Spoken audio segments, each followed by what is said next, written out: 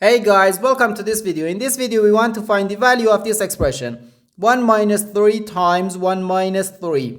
Are you ready to solve? Let's go ahead and get started. 1 minus 3 gives us negative 2. And again here we have 1 minus 3. So negative 2 times negative 2 gives us positive 4. But this answer is not correct because according to the order of operations, which is PEMDAS, P stands for parentheses, E stands for exponent, M and D stands for multiplication and division, and A and S stands for addition and subtraction. First we have to do parentheses, then exponents, then multiplication or division, and finally addition or subtraction. Remember that multiplication and division have equal priority and we have to work from left to right. And the same applies to addition and subtraction.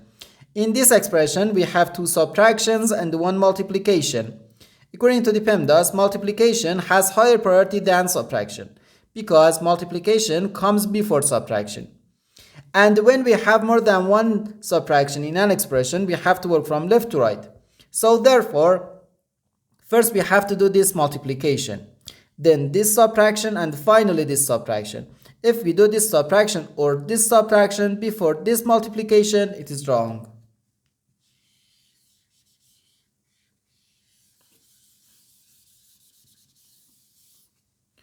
So first we have to do this multiplication. 3 times 1 equals 3. So we have 1 minus 3 minus 3. Now we have to do this subtraction. 1 minus 3 gives us negative 2. So negative 2 minus 3, which equals negative 5. And this is our final answer to this problem. The correct answer is negative 5.